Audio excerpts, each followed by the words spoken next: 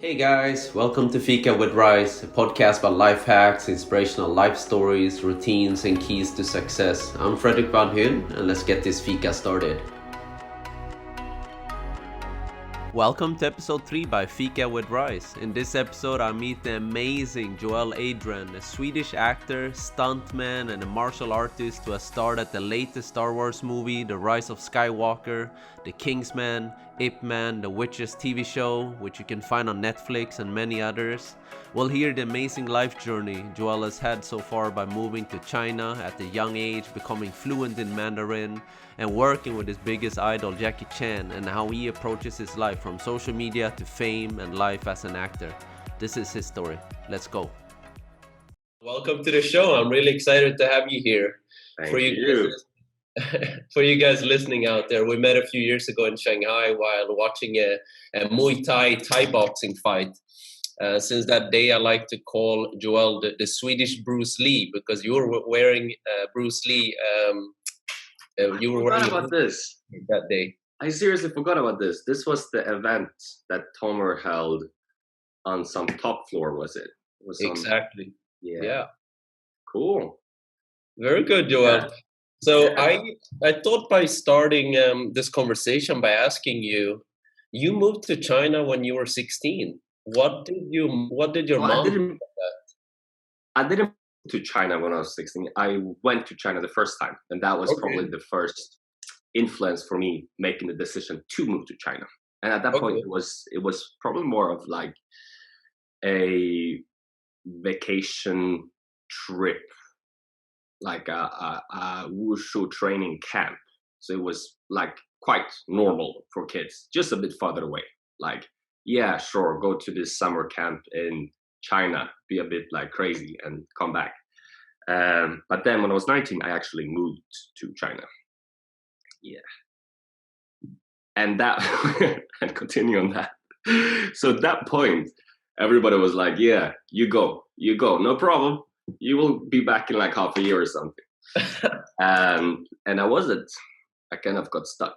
So yeah, my mom, I think they were also super supportive. My mom and my dad, we kind of like, we come from a family of 14. So I just loved everything that was a bit like different, alternative into the martial arts and getting into stunts and movies and everything. I think it started when I was young.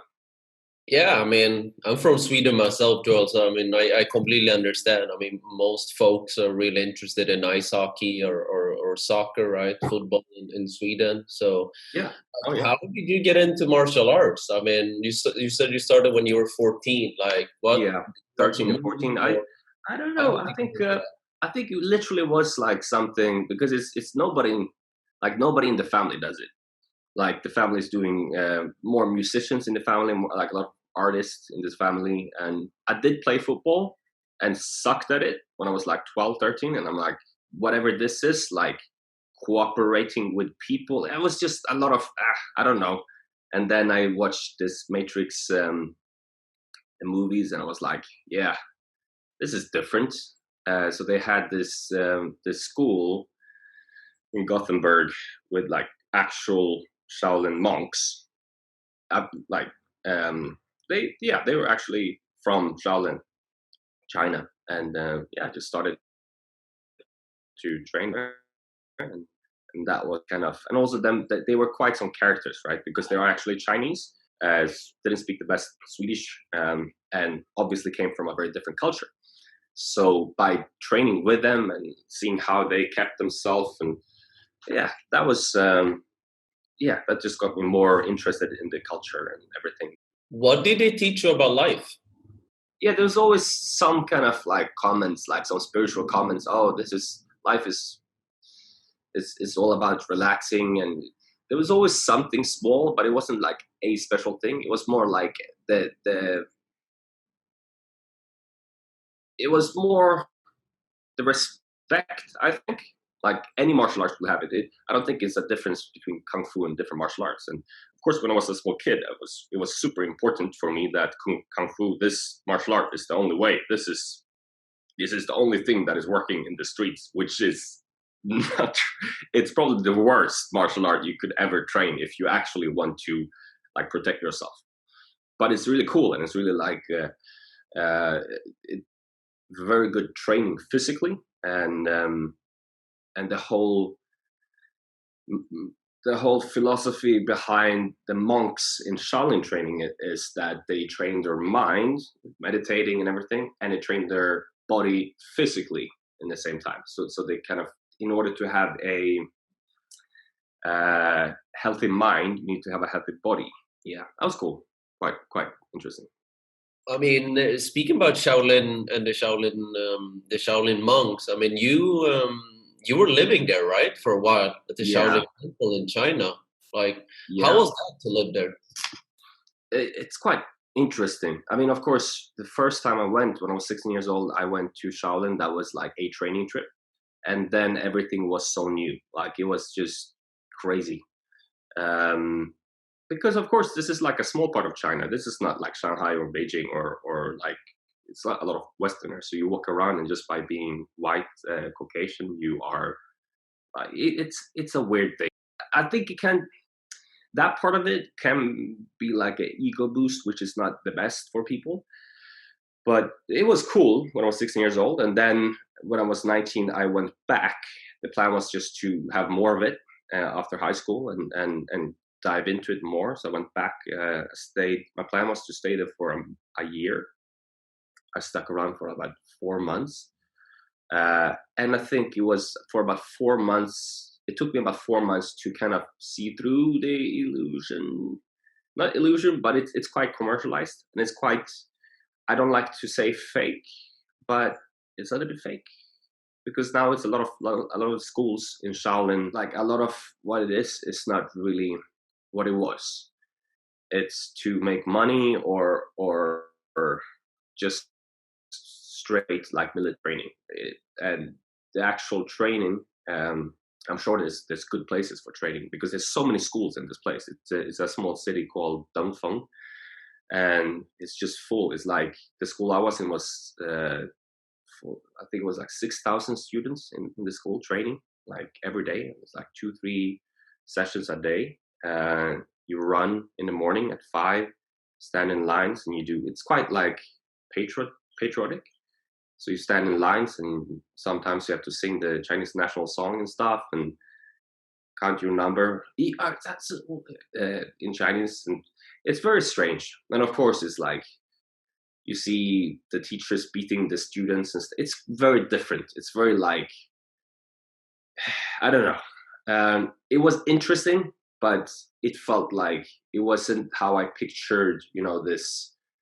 If you have watched like any of those Daggers, Beautiful, Dragon, Dragon, like those movies, the Ang Lee movies and Zhang Yimou movies, they're very spiritual and very beautiful. And yeah, when I was there, it felt more like it's just like a factory of kids to get like martial arts kids, and the actual training is not very scientific. So a lot of people will hurt themselves, and of course, it's a lot of like business happening there. Like a lot of people actually earn money from having foreigners come there and train, and there's a lot of you've been in China, so you know how it is in China. Yes, it's very much about earning the money and making your living, and the whole thing of being a monk and not having the materialistic possessions, it kind of got lost. I think there might be some places in Dongfeng and around where they have that philosophy left, but majority of it is commercialized and like a tourist attraction. So after 4 months, I decided to move on, and I went to Shanghai. I literally called Beijing Sport University. They didn't pick up. I called Shanghai, and they were like, "Yeah, what's up?" I'm like, "Can I come and train with you?" And they're like, "Yeah, come, no problem." I just went there. So that's also like, and that was a good choice because Beijing is not as good as Shanghai, as well. Yeah. Well, I mean, everything is subjective, but I really like Shanghai. Yeah. I think if you speak with anybody, any expat or foreigners that have been living in both cities, they will like objectively say that Shanghai is a nicer place to live. I have a lot of friends in Beijing, but it's just a different. It's a bit rougher. Yeah, it has a different vibe. That's for sure. Very It has a different different vibe. Yeah. Could be. It's probably less materialistic and probably more like alternative, but it's also everything the smog, the pollution, and it's not as westernized, so it doesn't feel as cultured. Don't quote me. Somebody could be super pissed of me saying this, but personally, subjectively, I prefer Shanghai. So it's okay. But so wait, you just called the university then in Shanghai, and I was literally, yeah. You called their hotline, and you were not afraid. Like, what did you feel when they said, "Okay, you can come"? I was literally just looking for a different. I was like, this place, this Shaolin place is. It wasn't actually Shaolin; it was a school beside Shaolin. But this school, this area, it's not what I want. I want to actually improve in my martial arts and feel like I'm progressing. And it's very strange. I didn't get the right vibe from it. So yeah, I called, and I was just happy that they picked up, because then I had the second step. I could leave that place and continue in hopefully a better school, which it was better for training. All right, let's go back a little bit more to your childhood, Joel, because I mean, a tall, handsome, blonde Swedish guy moving to China, like something must have happened. Tall I was probably, but handsome, I don't know, bro. I don't know, bro. I think super average general, just that anyone that moves to China, because you look a bit different, you will get like an ego boost because people actually take notice. I always liked adventure. I did work on this boat in the Gothenburg harbor, like a big 45-meter big boat, and we sailed to Scotland, and that was it's not nothing to do with martial arts or anything, but it was when I was 15 or something, and that was quite cool. And just like, right, you can do something. There's a lot of cool stuff you can do with your life. You can do a lot of like different and fun stuff. And that was like 3 days between Norway and Scotland. I think it was like 3 days without any sight of shore. So and we worked on the boat. So it's like 4 hours on, 4 hours off. I was 17. 15 feels like young, probably 17.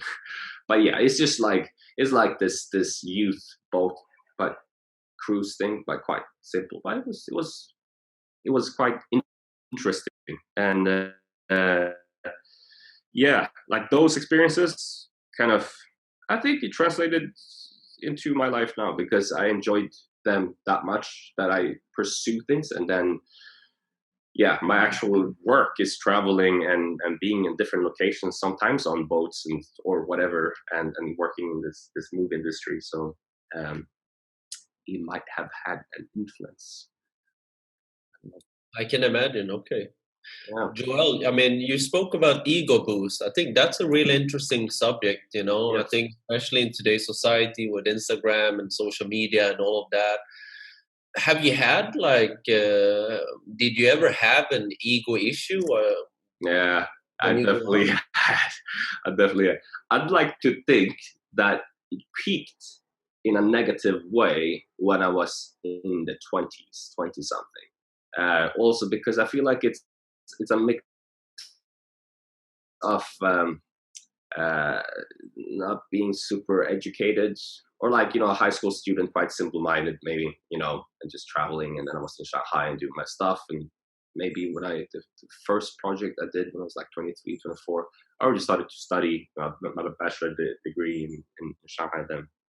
Yeah, I feel like then, yeah, I did some TV work, and I think I thought I was a little bit more than I was. And then it kind of like, it went the other way. I'm like, oh, am I doing this job just because I'm like white in China? Or can I actually perform this? Would this work and be viable if I did it like in West, like doing action work, stunt work, or working these like small roles? And then I was like, okay, I need to train really hard and actually like, build some skills. And I think at some point I did some different work on some Chinese movies, but then I got to work with a international team from Canada and from the States. I'm quite mixed with some incredible talented people when I was like 24, and you just look around and you're like, damn, like they are top athletes to the right and to the left, and they really perform. And that was kind of like an ego check. And after that, I think I'd like to think that I started to like you control it a bit more, and you're like, okay, this has to base on like knowledge and some skills, and you have to work for something. And if you can achieve something through hard work, then that's cool.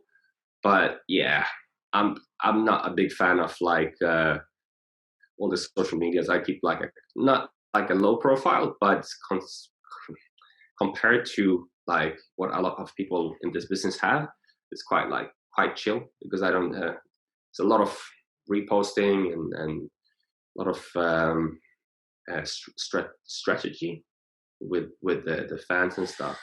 No, I mean, you're very humble, at least on social media, you know. And that's what you know, Joel. I think I try to. I think I like to imagine that it was because I had this boost when I was quite like young.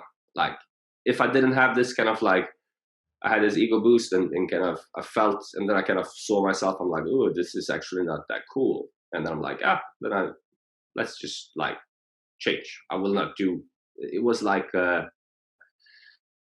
more like some acting roles I did. I didn't perform well. I didn't act well, but it was some TV shows in China, and it felt like they costed me. It wasn't like really a costing. Sometimes they just introduction stuff, but they didn't cost the talent. They were just like, oh, what does it look? You look like that, cool. And then I'm like, all right, so but what is Asian like cinema known for? It might not be like the Oscar of acting, at least those TV shows, the small ones. So I was like, if I work on the action side of it, that might be something that actually can translate into the Western movie business, and that's something I feel like working with your body and some skills. It's more. It felt more actual and less fake, and then it felt like I kind of ego checked myself, because if you can do that move, then you can do it. If you can't, then you can't. It's more like on the paper. Like you can't fake yourself. Like there's so many people like amazingly good. It's so easy to see who's better. Like and then the more you work in the movie industry, the more humble you get, because you work with some like Olympic gymnasts. You work with like all black belts in different martial arts and whatever. If you're good at something, there will always be like so many people better at something else. And then if I will like, it's like a mental way to see it. If I want to improve myself, it doesn't help me to think that I'm better than other people and compete with them. It's way better to see yourself as like, oh, I'm the worst in the room. Let's just ask them, how do you do that move? Well, like that was super cool. Like what can, and everybody that is like, almost everybody that's is quite in their skill are super open. And they're like, yeah, oh, that's super easy. So you just think like that, and you start to learn from people to the right and to the left, and everybody in the movie industry have a lot of different skills, so you can pick. And it works better to be humble and see yourself as like worse in the group, kind of, than think that you would like better. Yeah. Well, I mean, kind of super badly formulated the sentences, but yeah. I'm a firm believer of my parents. They always told me that, hey, Freddie, remember that you become the average of your friends. So ensure that you have good-hearted friends and good people that you look up to, because you're gonna be drawing yourself towards that. And it seems that it happened to you. I agree with that. I agree with that as well. It's a very good way of seeing it, and that's also why I'm like, even back in Gothenburg here, I'm like just out on the field and relaxing, and I'm like, look to the left, and one guy doing like this perfect one-handed handstand. I'm like, I always wanted to learn that. I'm just walking around, I'm like, hey bro, that was amazing. How do you And we started to chat, and it's like, oh, he's a circus guy. He just moved here from Denmark, cool. And now the training every second, because he enjoys training, and it's kind of sharing the same mindset. So you connect fast because he reached out far by having the same mindset, I think. Of course, I'm training really, really hard. So yeah, kind of this like sponge of like looking for things to learn and being open to new stuff, and value like the knowledge and the skills of the people around you. It's super important. Where does that curiosity come from, Joel, to do judo and having that discipline to like try and do all these sports, at the same time, because they're all different? I think it's just from I met so many incredibly good people, and I think it's also like as you work with them and as you get physically more capable, you also start to speak the language, or you start to see why they are good at the stuff. You're like, he is amazingly good at this, while other people would just be like, oh, that's a like athlete. But like you get interested in the moves, and you're like, shit, like I can't do it, but I can see that there's so much practice behind it, and you get interested. And yeah, I've been lucky to work with some amazing gymnasts and parkour people and different disciplines. Then you just like it's a curiosity just to get better. And then basically as well, the job of being a stuntman, I mean, depends on how you see the job, but I like to see it as it's good if you can actually, it's almost like you want to be the superheroes, what the superheroes are in the movies. Like you want to be as close as that as possible. You can't be, of course, because they're flying to everything, but you want to be as close and train as much stuff as possible to get close to that, like when you need to perform, because often the actual superheroes have some of the most incredible stunts, doubles and stunt people performing for them. So it's just like a motivation of like, if I get a chance of doing that movie, I want to be prepared and have as much knowledge as possible, and speak, this every martial art have their own kind of vocabulary and moves, and just more proficient in everything. And yeah, at this point I'm very average at a lot of things, and I want to slowly build up some more skill level. It's super cool. It's yeah. It is cool. I mean, I'm very impressed, Joel. It's super cool. I've seen you jumping around for many years on social media, and doing all your training and so on. I think it's really cool. And you're touching on your job, on your profession as a stuntman. What's the number one role of a stuntman? And stunt people basically sort out the safety in a movie, and choreograph sequences. It can be fight sequences or car driving sequences or something on fire. It's almost anything action in a movie involves a stunt team, and the stunt team has a lot of different roles in it, with proficient people at different things, because you can't be the best horse rider and car driver in the same time. So normally you have different people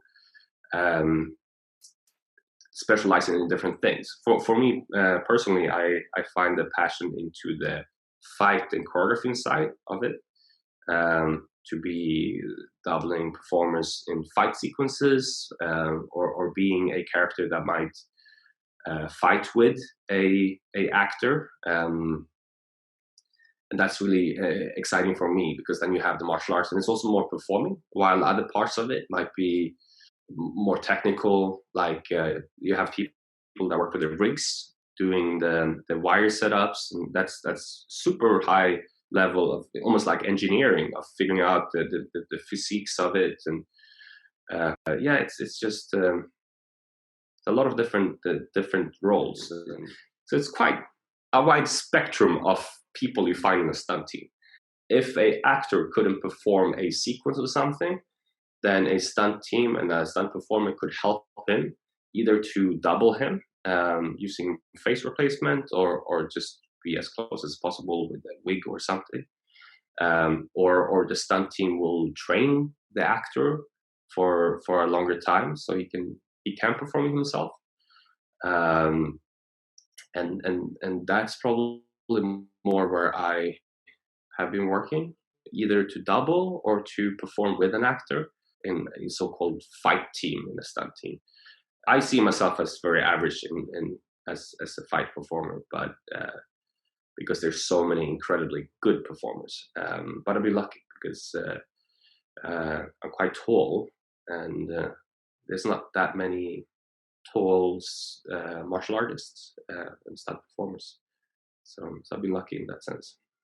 Yeah, I mean, I think that the stunt people, and professionals like yourself, they are not getting enough creds, That's my humble opinion, at least, I would agree, also because I think the stunt industry has changed a lot.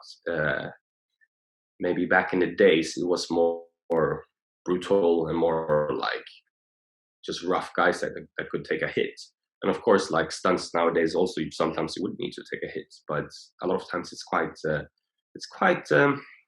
you need to be analyzing and figure out.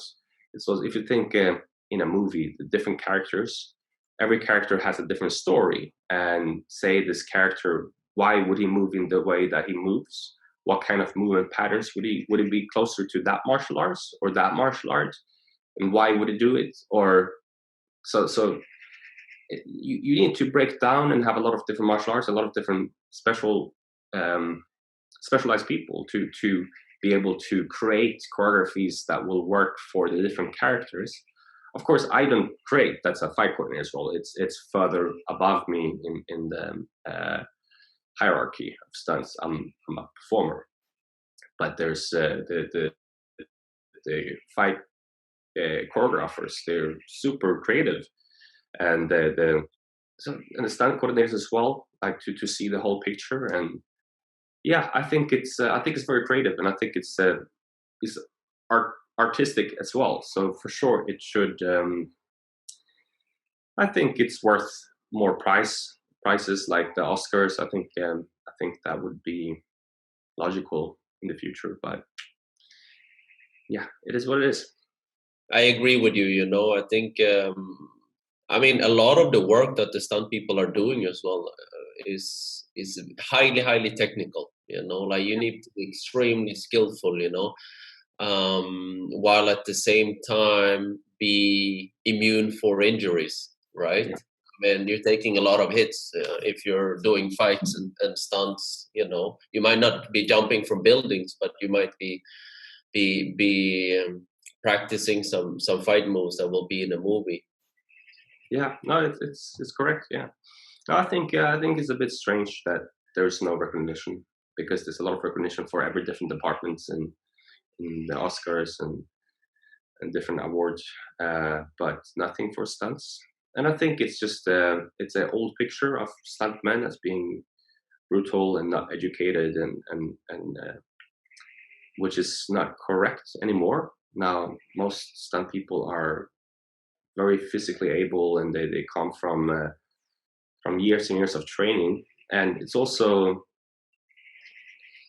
not only physical, but also being able to understand characters and break it down. So yeah, I think it's worth it, for sure.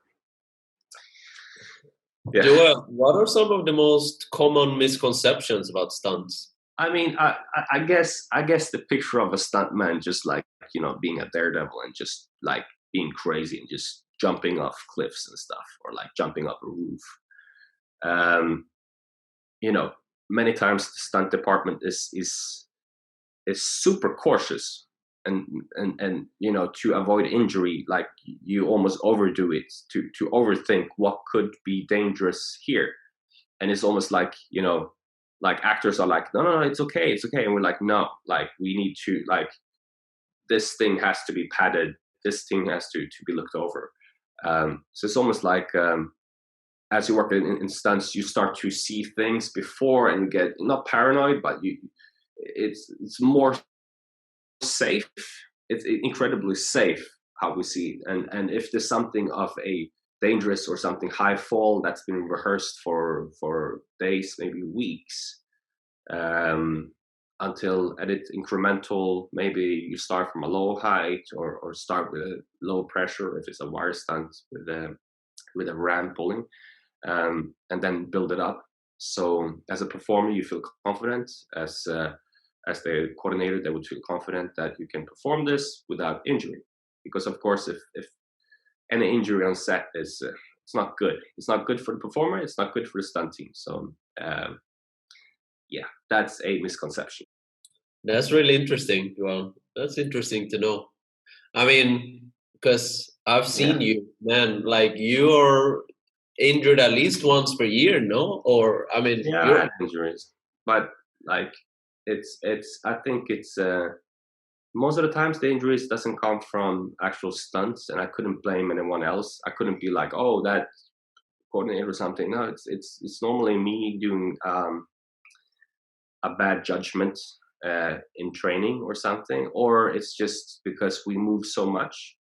When you train as a stuntman, you have training periods where you train from morning. You start in the morning at 8 o'clock and stretch, maybe sometimes 7 o'clock to stretch, and then you do choreographies the whole day, and you just rehearse it. So the quantity of moves you do are so many that the risk exponentially get higher. I think if you just do something over and over again, someday you might be a little bit tired, even if it's quite basic thing.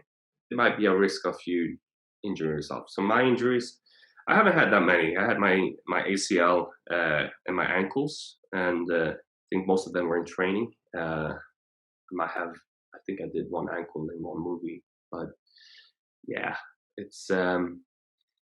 I think most people that train a lot would injure themselves, and most of the times it's not from big stunts. At least not for me. I've been lucky in that sense.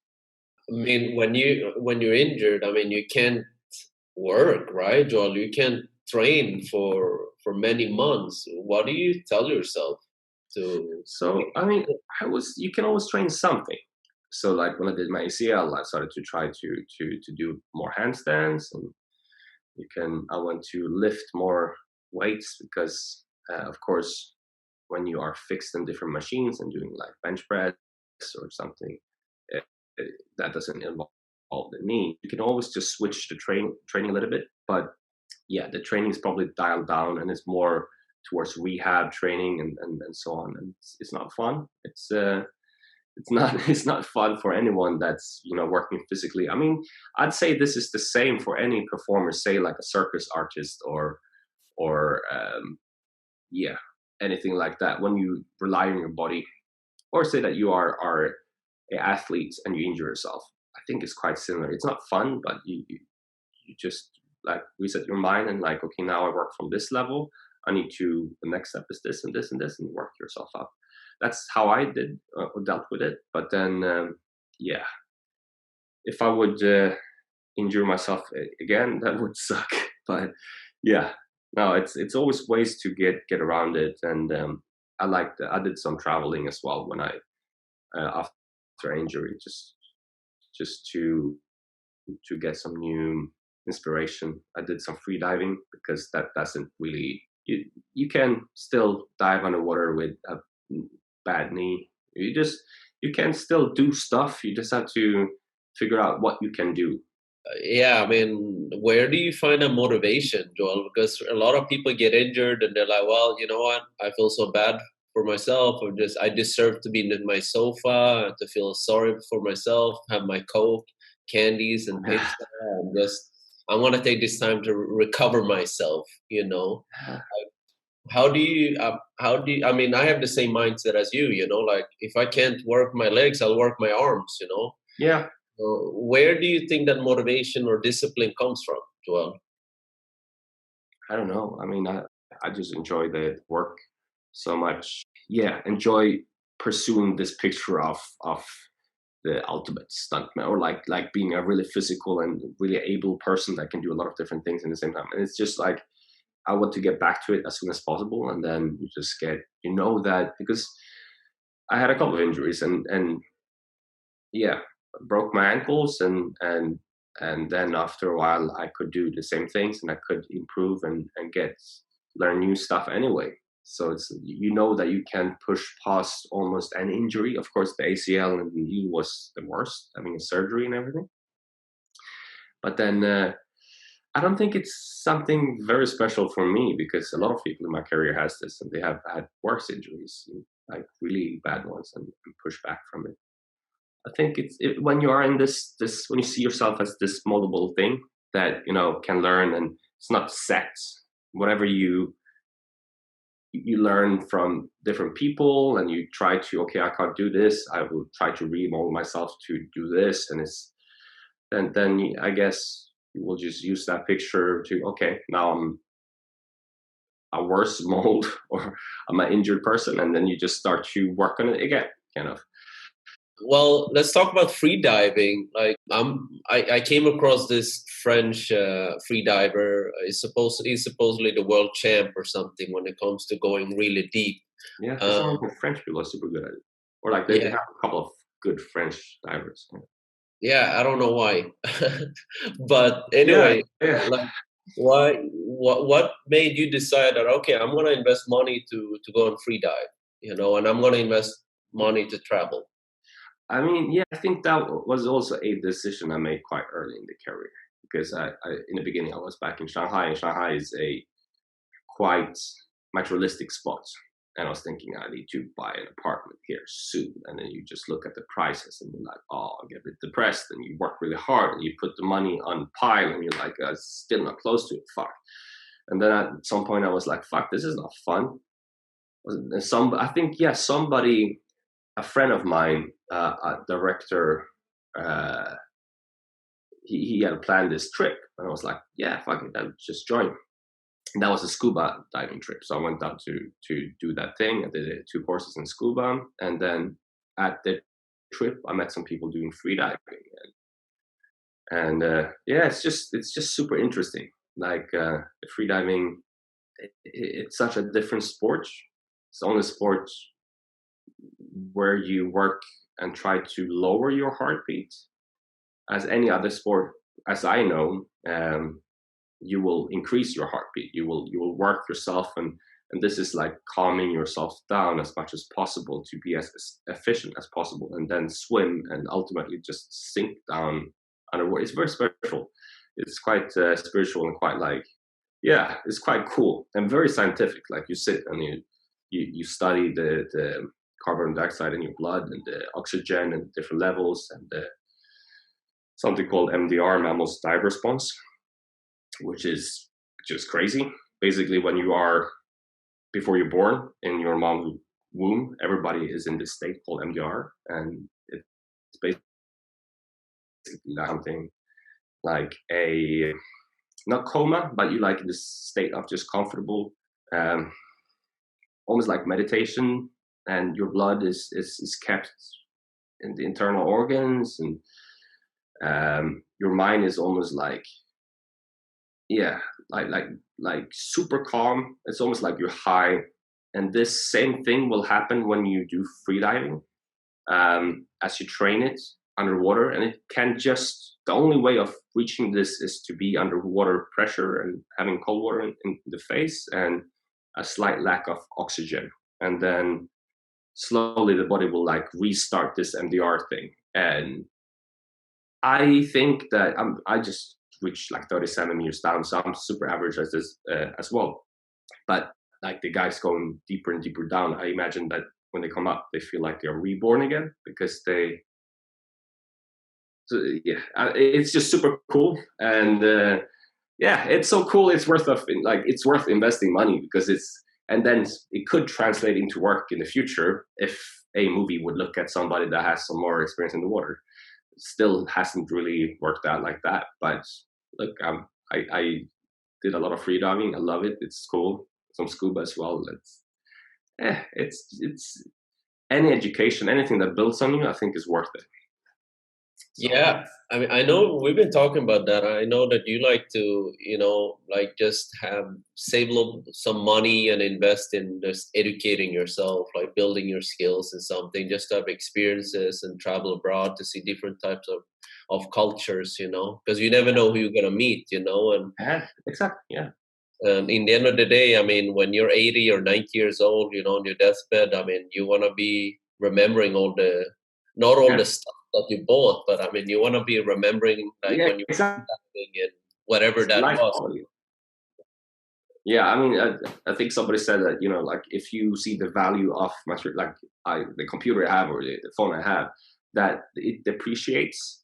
The value of something you buy, a car or something, with time it depreciates. But memories, like if the thing of me paying money to go somewhere and then I learned something, I met a lot of people, I was in a different place with a different culture, that memory and that thing doesn't depreciate. And you can't really put it like, oh, my memory of this crazy trip was worse than your memory to this expensive Bahamas. It doesn't really work like that. So I think it's always super worth it. What's the most interesting place you've been to?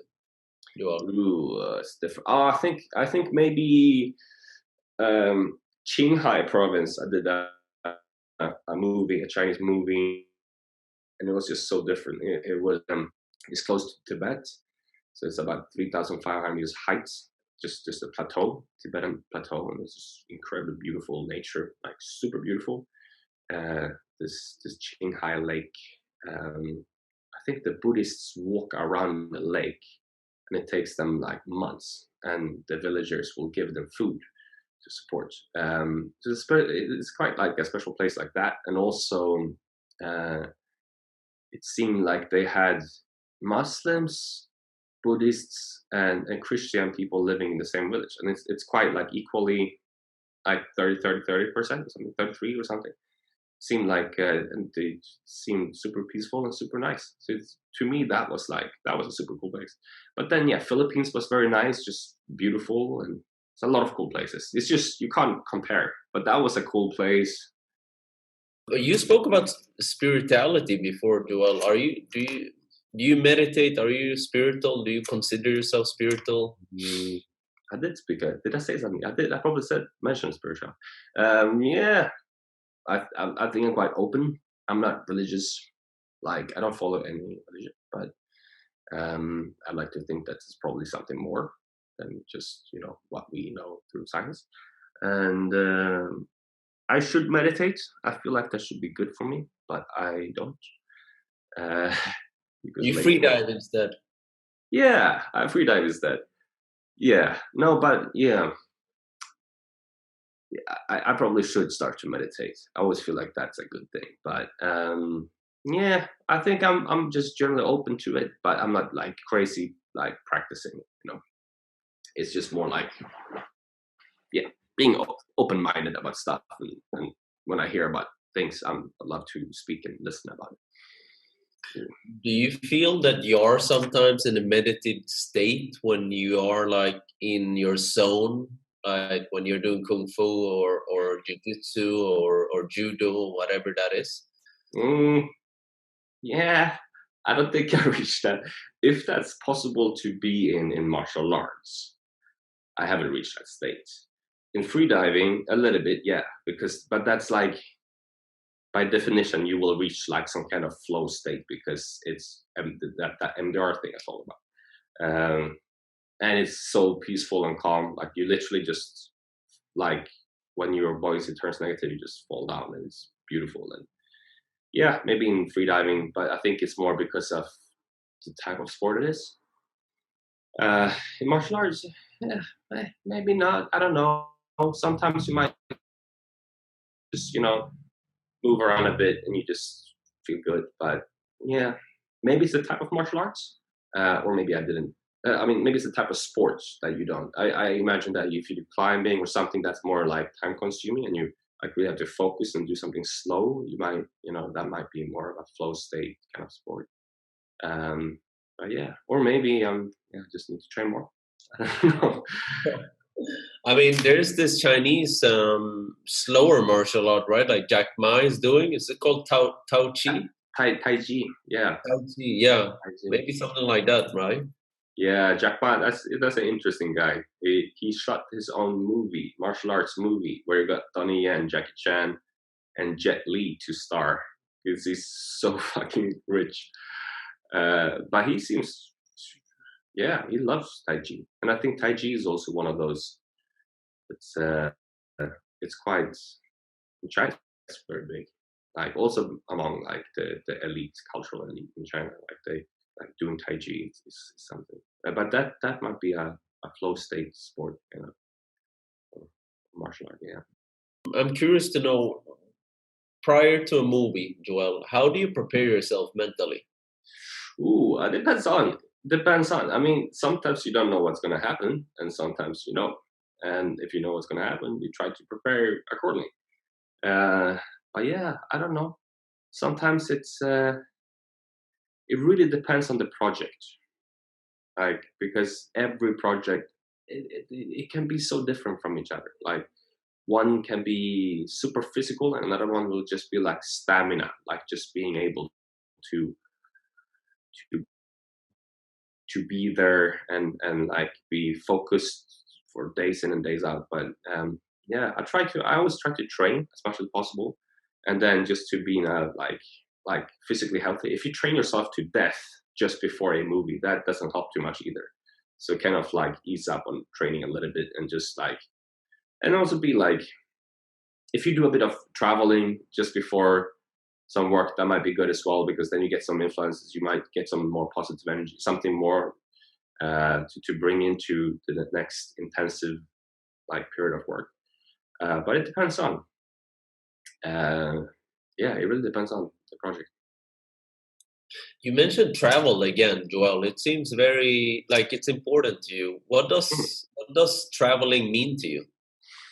Mm, I don't know. I think it's just fear of like cementing yourself and not changing. And a lot of times when if you say, if I work in a project for a longer time and I get like mentally drained and exhausted, like to physically move to a different place, often say it's last time I was in Sri Lanka, uh, it helps a lot to just be physically in a different place. And then it could be a culture where normally the East or the South Asian countries are more relaxed. So that will just by being there, people will like calm you down, like uh, and then it's also like water, just being able to do some surfing in the water or swimming or diving, or it's a lot of things I like to do that's bound to non-European countries.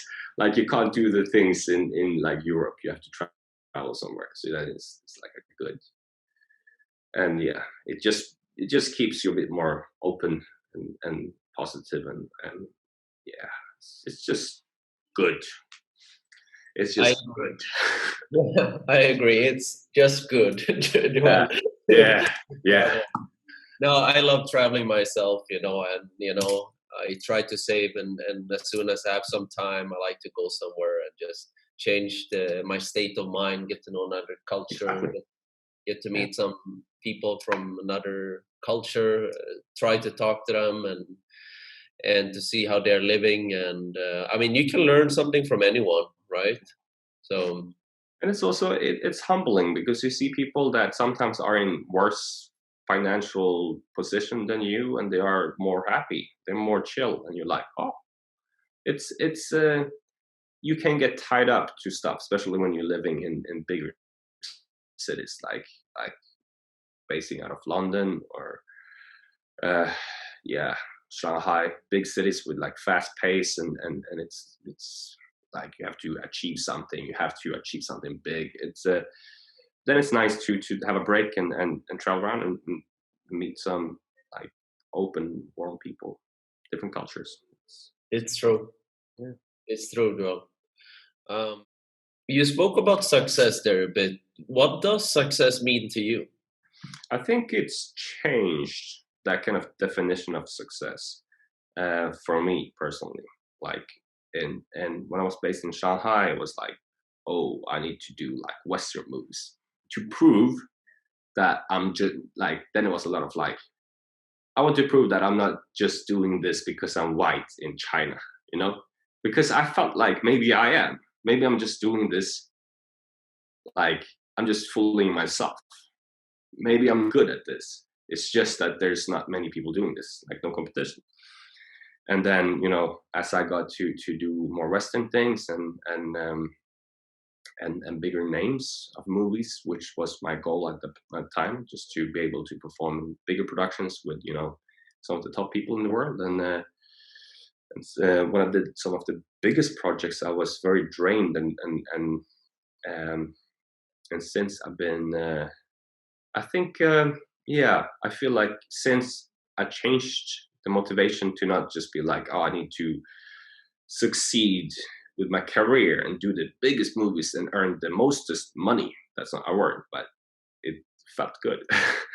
And it changed to maybe do a bit shorter projects with like good friends.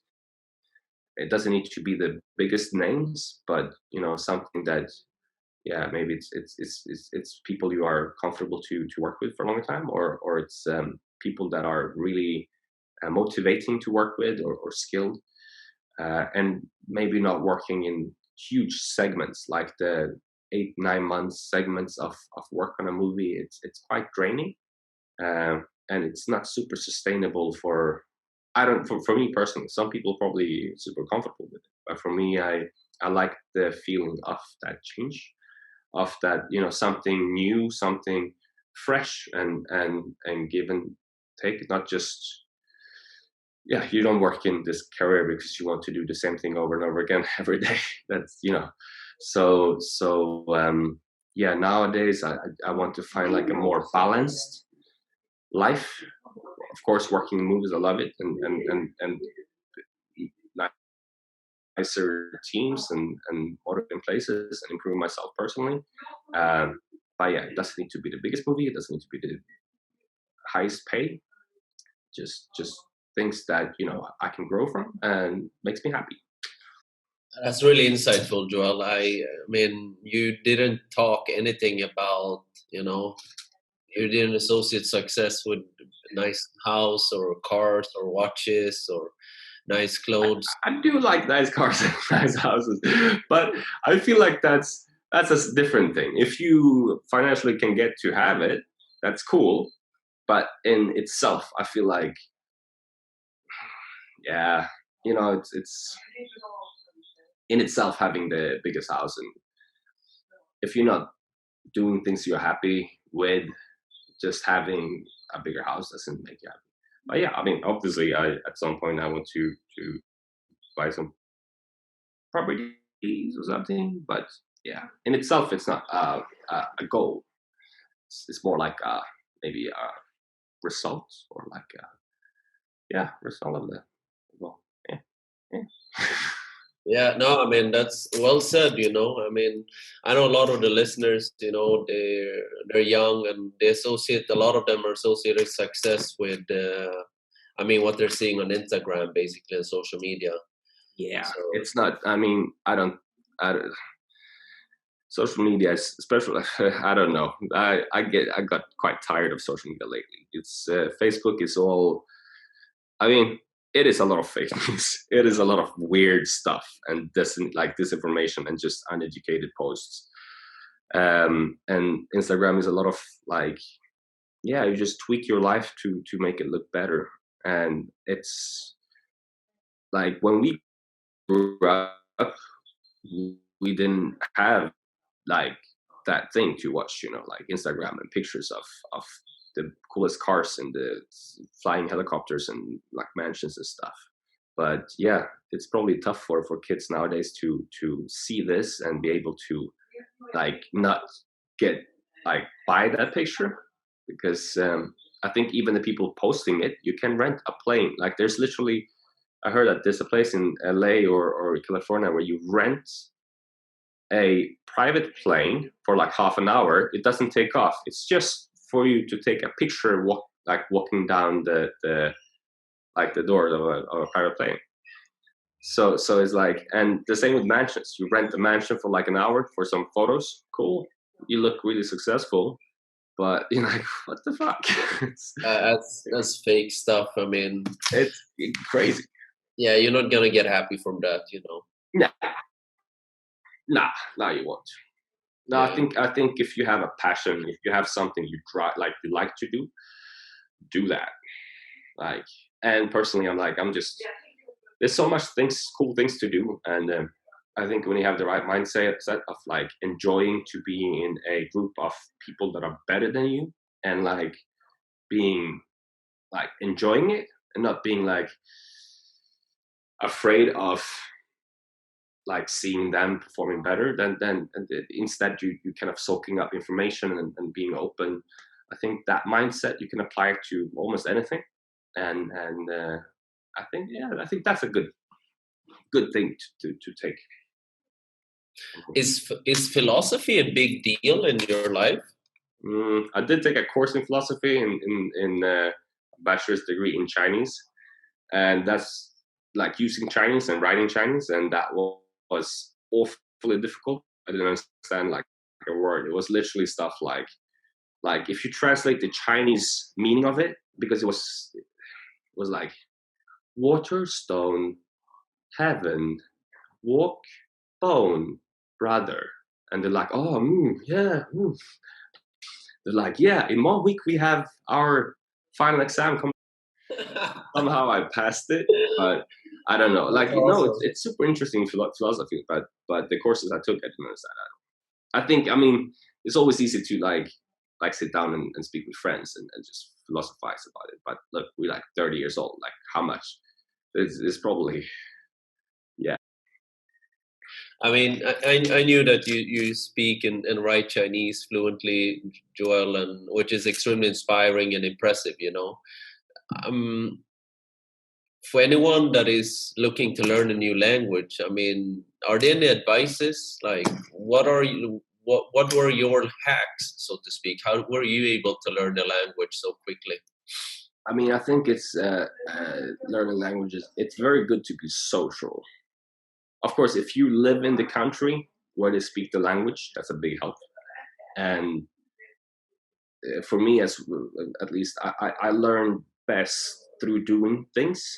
So in my university, I was in the photography society. I did a journalist degree, so did a lot of photography, and we were like a couple of people, me and a lot of Chinese and maybe some Japanese students, and we went out and took photos together. And then had the martial arts, and with all of these groups, I just spoke Chinese.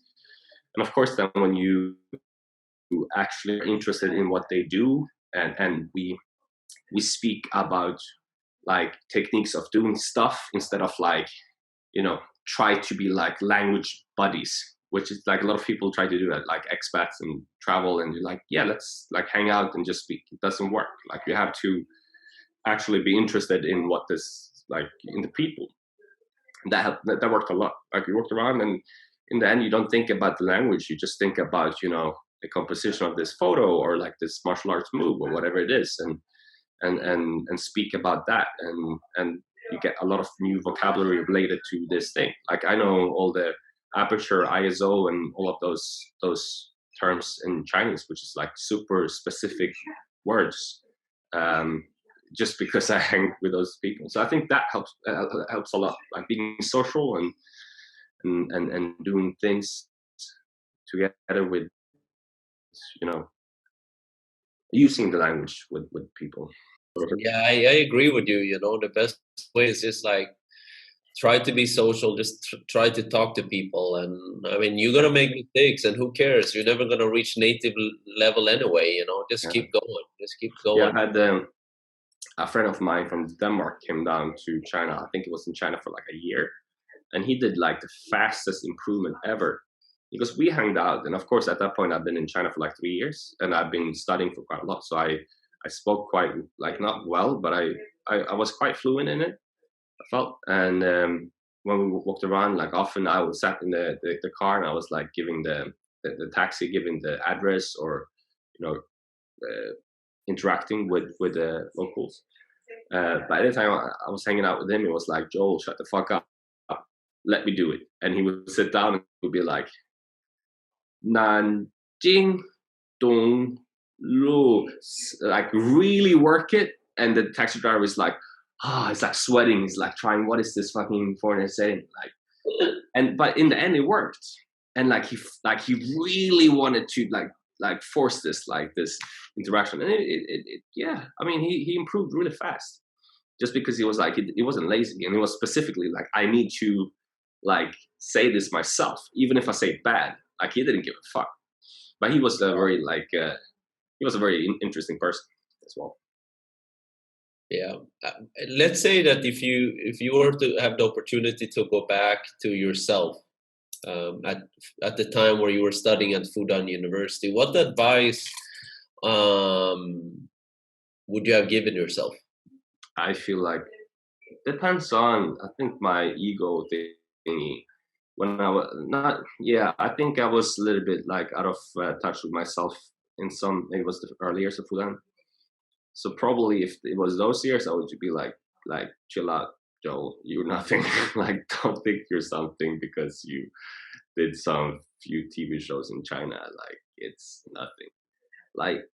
Yeah, probably that. Or else, I don't know, man. I feel like my kind of route of going to China and doing, I got to do a lot of fun stuff, and it was not like a straight road. It wasn't like I want to become a stuntman and then I did a stunt school and then became a stuntman. It was literally one thing led to another, and it was very organic.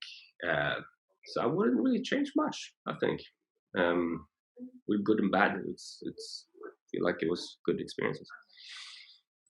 I love that answer. I speak to a lot of young people, Joel, and they're like, yeah, I'm going to go to university. I'm going to study 3 years, and then I'm going to do my dog years in this bank. I'm going to work 90 hours, 100 hours per week. But then after a few years, once I've proven myself, I'm going to be getting a really good salary and I can slow down a bit. Yeah. I mean, I guess I have the feeling if everybody has the same idea of how to map out their life, then you won't really stand out. If you get my point, it's then a lot of people would have done the same thing, and then suddenly it would be so yeah. I mean, if that's what you really want to do, I guess. But yeah, I for me at least, it worked out quite well to just pursue what I was passionate about. And sometimes, I mean, if it's, for example, if you're a musician, to become a musician, that's incredibly difficult. But then still, it's it's possible. And if you do something you love, you probably will do it really good. And then eventually that will translate into income and maybe a career. For me, the first years, it was just a thing I did on the side from my studies in university. And then, but I enjoyed it. And I was like, this is fun. I don't know if this is actual job, but this is fun. And then I just kept on doing it, and I'm like, fuck, this is actually a career. I'm curious to know, Joel, over the course of the years before you were before you were doing all these TV shows and so on, what did you tell yourself to keep going until the day you did your first big movie with one of the big actors like Jackie Chan or someone like that? What did you tell yourself to keep going? All right, I'm going to keep fighting. I'm going to keep working hard. I want to stay focused. Yeah, I mean, I was, when I started doing this, in the beginning, it was, as I said, it was on the side from my university. So I got something. First year, I think I did a extra part, just saw the production. I'm like, this is cool. But to be an extra actor, that's really not cool. So I'm interesting of the process of making a movie, and then slowly I got some small parts and some action things. And when I think when I saw the Canadian team and the international really good performance, I'm like, I need to work. So I mean, I because I started with this when I was studying, it didn't feel like I had to make a income the first years because I was still in school. Yeah, I don't know. It was always I guess when I quit, when I finished when I graduated, I had half a year when I was doing this, and I'm like, is this? Ooh, I don't know. Will this work out? Did some TV shows. I went to Malaysia doing something, but I was also like waiting for 1.5 months for work. And I'm like, ooh, I don't know. This feels? I was quite worried, and then I just kept on training and like, yeah, just telling myself that hopefully work out. And then yeah, and since it's been quite good. But then I was quite one of the earlier movies I did was a Jackie Chan movie. So I was lucky because I got quite soon. I got like a quite like nice feature part in Dragon Blade, doing a nice one-on-one action scene. Very tough process of shooting it, but yeah, it was good for my career, and kind of I've been quite lucky with the time, like the timing. When I was in China, I was very busy, so it just kept on going. And when China slowed down, I was already out of China doing stuff a bit more international. So I've been super lucky with the timing. But I think it's because I was a bit of a realist. So when I was in China, we a big group of people that were working like constantly, like over and over again, just a job, and then as soon as that job finished, the next job is coming up. It was like too easy, but it felt like this might not be like this might not keep on going like this. It might change, and it did change. But at that point, I already had kind of like figured out to how to get into more international movies. So yeah, good timing. I don't know. I think that wasn't even an answer to the question. I'm just saying words. Don't worry, Joel. Yeah. I mean, Jackie Chan, let me tell you. So I'll tell you a story. When I grew up, I was 3 years old. Yeah. And my brothers and my sister, they were huge. I mean, they're still huge Jackie Chan fans. Funny fact, when my oldest brother looks really like Jackie Chan. It's kind of scary. Yeah. But they used to play The Drunken Master on repeat on VHS for me when I was a kid. Alternating you. Yeah, and I fell in love, like Jackie Chan when he was young, there, Drunken Master, and Bruce Lee as well. They became really big, like people that I looked up to because growing up in Sweden, there are not a lot of Asians, so I Yeah. thought that was cool. And I grew up in a small town, in Sweden, we're only 10,000 people, and we didn't have any martial arts schools. We didn't have anything, there was no kung fu, jiu-jitsu, or karate or nothing. So I think that sort of died, inside me, and I did other sports, and it was great. But I'm just saying that, Jackie Chan has been, I mean, he had a huge influence when I grew up. So I want to ask you, when you met him, like you did this first big movie with him, how did that make you feel being in his presence? I was super starstruck. I remember like the moment I actually met him was one of like those. It was like, yeah, it was cool. It was so fucking cool. But that was also quite early in my career, so I wasn't used to seeing like stars.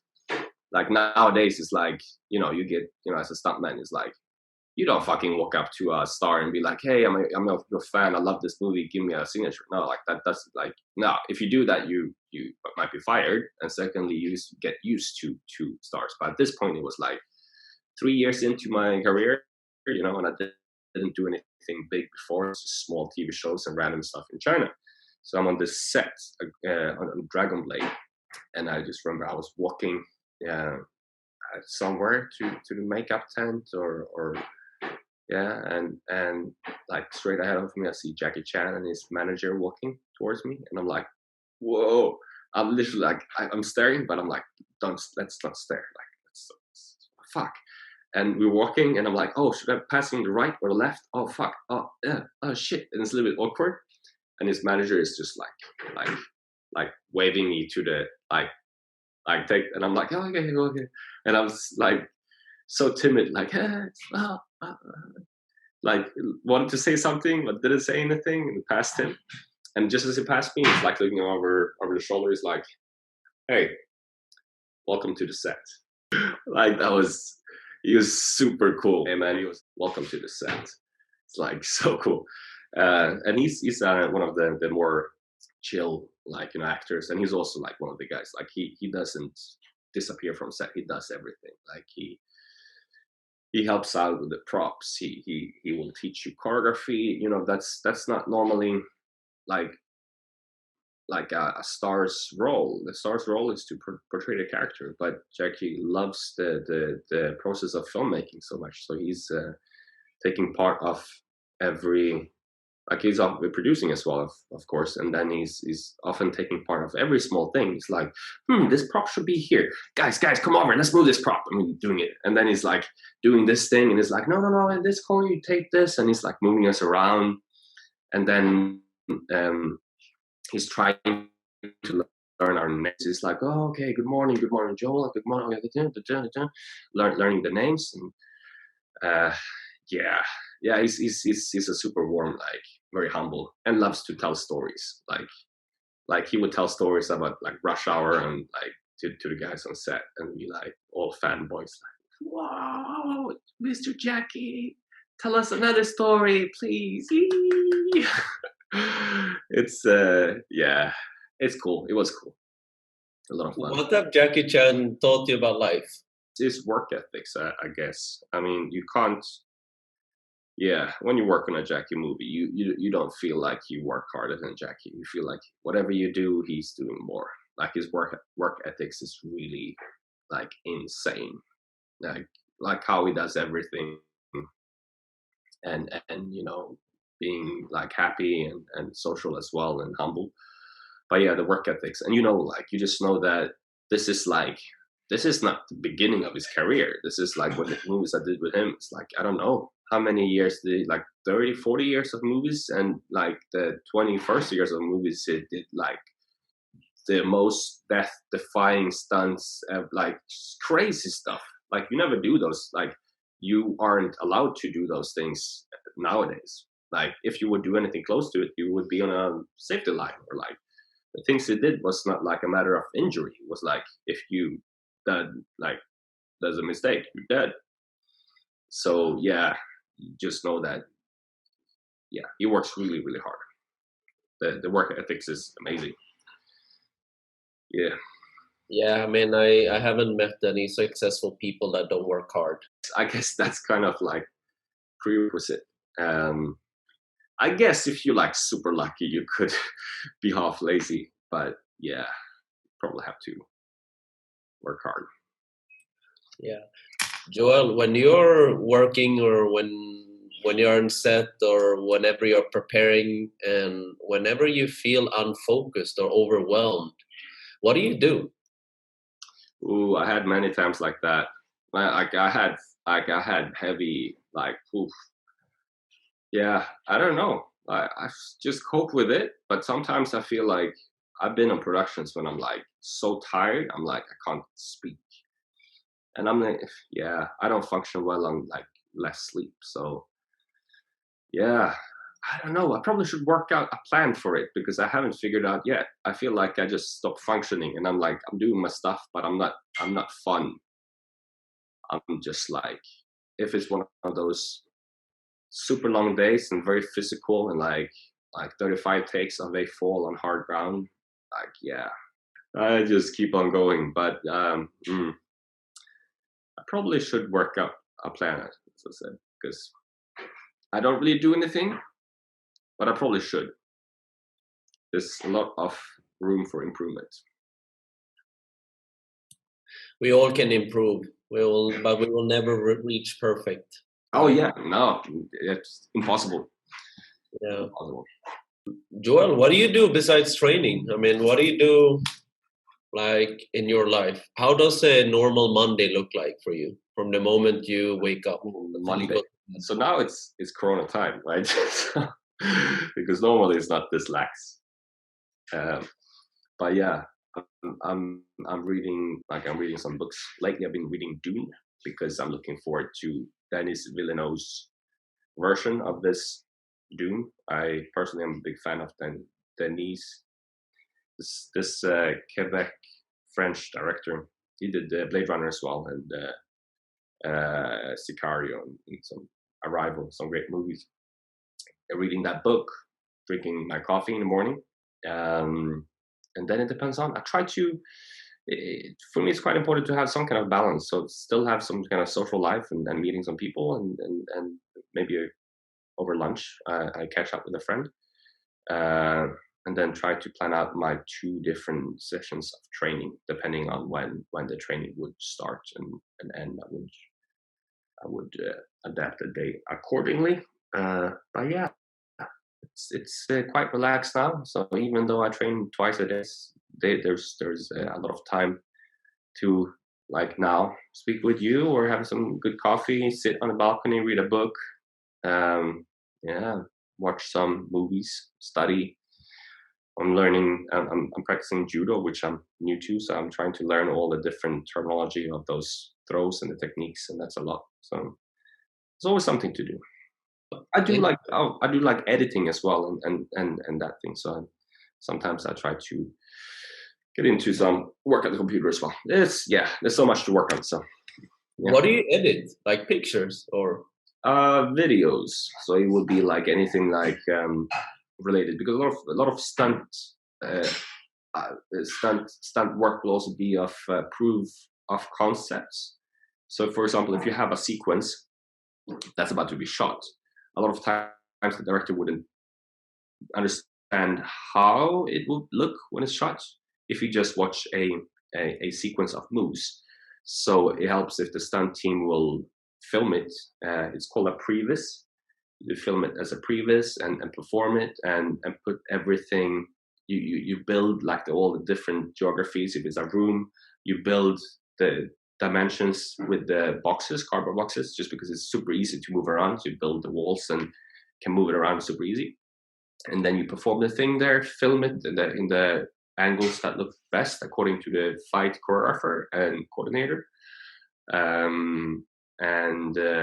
And all the effects, if it will be some kind of superhero movie, there's a lot of effects or explosions and stuff, you would add in. So I would be editing or learning about editing or editing own clips. If I don't shoot much myself, but sometimes I do some kind of short action sequence or something and try to edit that. Cool. It's cool that you're reading a lot, Joel. What can you name the book one book that have massively impacted your life? All right. So lately, I quite enjoyed that one book of Hans Rosling, Swedish scientist. He passed away. I think he is a Swedish doctor. I think passed away like 2 years ago, and I think he's worked as a statistician. Like analyzing a lot of statistics and it's called Factfulness, this book, and it's all about like the world is not as bad as people like to think at present. So for example, like he would like just put down facts, like the fact of what is happening with how many people is dying presently at young age, and compare that to the numbers 20 years back, and it all points at everything is better, apart of the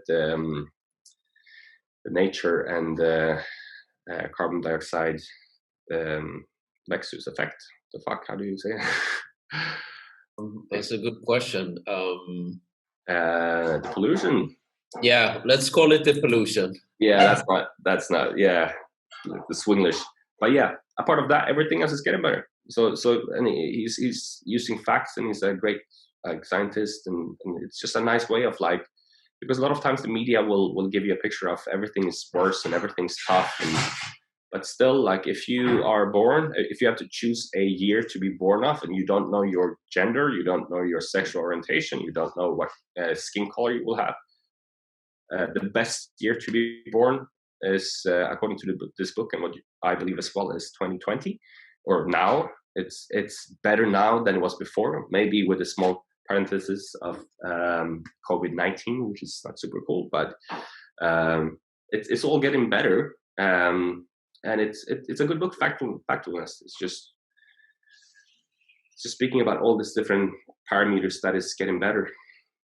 In life, people are getting better, richer, less people are starving to death, and it's not perfect. There's a lot of improvements to be made, but it's getting better. So it's kind of giving you this positive view of life, and then it's room for improvement, but it's still, we shouldn't think that it's worse and getting harder, because that's not true.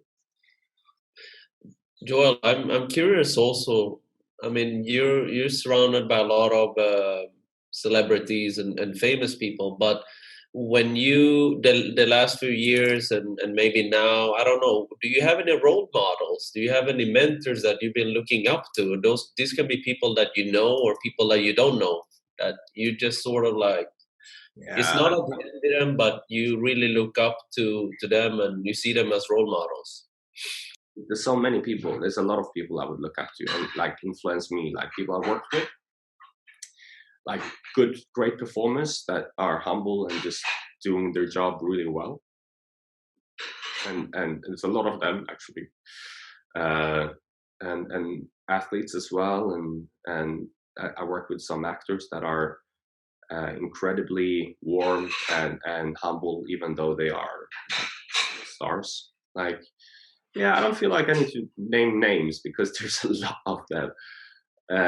And yeah, it's like, and it's people influence me in different ways. Like, you learn from a lot of people. Like, so it's every second person in my life has taught me something. I feel like, yeah, yeah.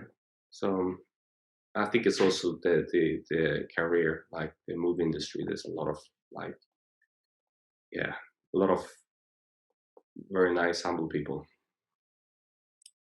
That's nice to hear. Mm. That's nice. It can go both ways. There's also some not so nice people, but there's for every there's really both ways. But yeah, I guess it's all about sticking to the humble and the nice people, right? yeah, oh yeah, because as you said before, it's like the people you surround yourself with. It's, you get affected by them, and slowly you turn into how they see you, and what you learn from them is how you, like, over time will turn into. So yeah, super important. Yeah, absolutely. I mean, you become the average of your 5 closest friends. So Yeah, absolutely. I think that's right. Let's say in the last 5 years, what new belief or what new behavior has improved your life? Do you have any new behaviors or beliefs that you have changed? Improve my health, Improved your health or improved anything in your life? like my life. Yeah. A lot of things. I think I actually started to do this kind of like investing money in travel and experiences. I started to do it about 5 years ago. Maybe it was 6, but about 5 years ago. So that one for sure. And then like something specific. Right now I'm doing keto diet just because I have time to spend some, like, make my own food and control that. And I feel better from it. But that's something very like personal, maybe not super interesting, but that's working for me, the keto diet. And yeah, I mean, reading books. I think, like, I think it's super important to be able to focus on something, like read a book for a couple of hours, 1 hour, 2 hours a day. Because nowadays we have like Instagram, which is watch something 5 seconds and the next 5 seconds, and YouTube, which is like 5 minutes, next 5 minutes. Your attention span gets so bad. So I feel like personally, what I need to work on and what I enjoy is to do something like read a book, because then you focus on something for a longer time. So that's some behaviors that I probably am working on, or like changed me. Yeah. Interesting with the keto diet. What has changed? Like, what are the changes in the body and health you have seen? For me, keto is just because it's basically just eat more fat and cut the carbs. Yeah, that's how I understand it. Might be a bit wrong, but yeah. So eating a lot of avocados and salmon, fish, and asparagus and good stuff. You can eat cheese as well, halloumi, feta, all these things, and no, I feel like I'm leaning up. I'm losing some fat, and I'm not losing my muscles. For me, it's working really good. But normally I try to do that as well, like just switch up my diet a little bit for a month, 2 months, and then yeah, just like switch stuff up to not like to shock the system a little bit. But yeah, that one is I can recommend that. It's quite cool. It's like over 3 weeks I really leaned up, and yeah, I can start to see my abs again. Yeah. That's cool. What's the most worthwhile investment you have made? It could be in money, time, or energy.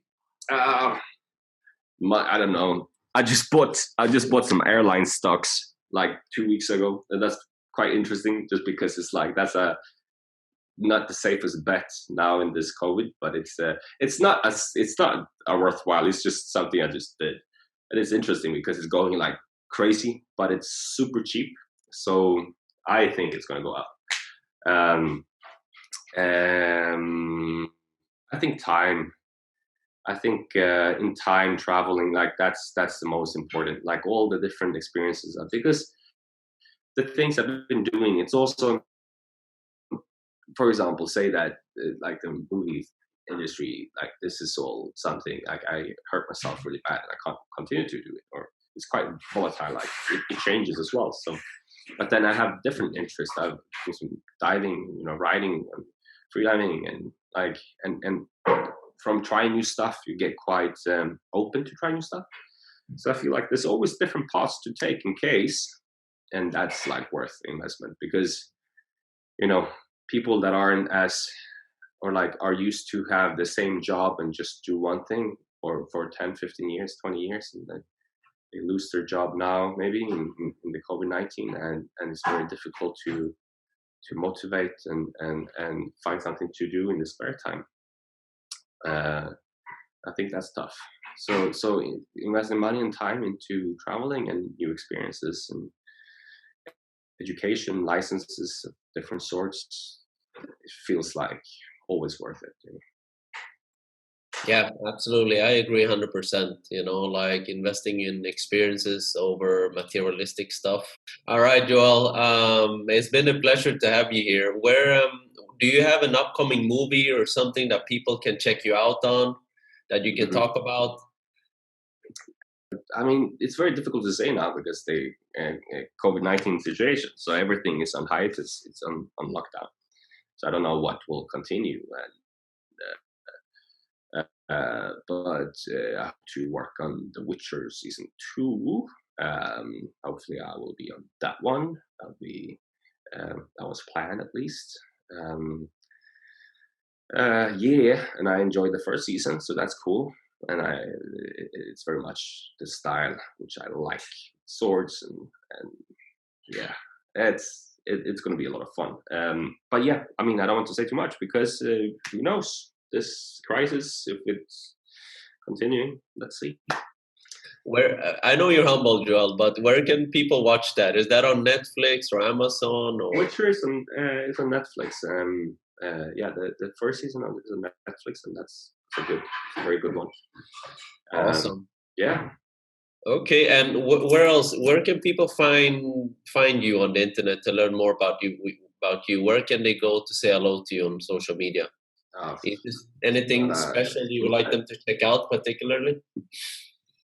I don't know. If you're interested in movies, I have IMDb, of course. You can find it there under Joel Adrian.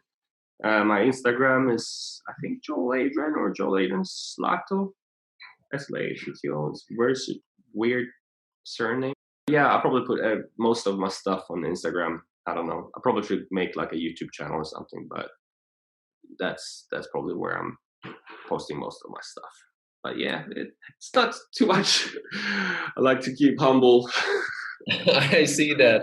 No, that's great, Joel. I mean, I love the humbleness, and I try myself as well to keep both feet on the ground. And I think I'm lucky to have parents who have taught me a lot about humbleness. But I think martial art teach you a lot of humbleness too. Yeah, it's true. Thank you very much, Joel. Thank you. Have a good night. Take care. You too. Thank you for listening to Fika with Rice. I hope you enjoyed the show. Who do you want to have on our show? Let us know by sending me an email at fredrik@absoluteinternship.com. And before you go, if you like this conversation, don't forget to subscribe to our show on iTunes or Spotify to get to listen to more inspirational stories and life hacks. Would really appreciate it. See you next time, and much gratitude for listening.